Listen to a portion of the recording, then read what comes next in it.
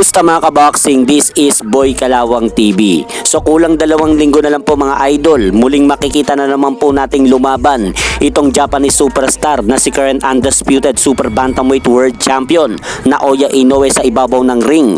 Ngayon pong darating na buwan ng September 3 upang depensahan nga po nito ang kanyang mga hawak na titulo laban po dito sa WBO number 2 world contender na si TJ Doheny. Nagaganapin po mga idol sa mismong bansa ni Naoya Inoue sa bansang Japan. At kahapon nga lang po mga idol, nasa bansang Japan na po si TJ Doheny upang doon na nga po nito ipagpatuloy ang kanyang mga ilang araw na lalalabi bago po ito makipaglaban kay Naoya Inoue.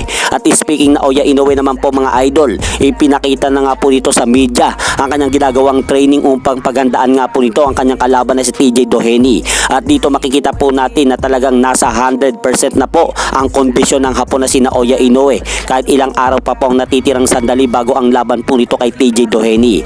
At sabi pa nga po ni Naoya Inoue mga idol sa interview na patutulugin nga po daw nito si TJ Doheny sa kanilang magaganap na laban. At sa kabilang banda naman po mga idol, sa kapares na lugar pa rin po sa bansang Japan, nagpakita na rin po ng public workout itong makakalaban ni Naoya Inoue sa September 3 na si TJ Doheny.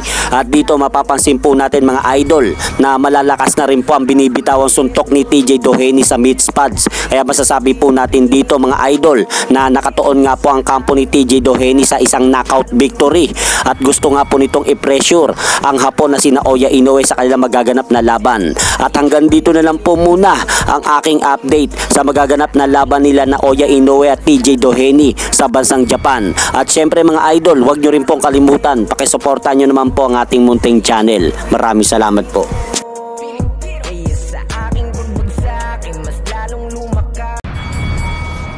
Ako si Casimero.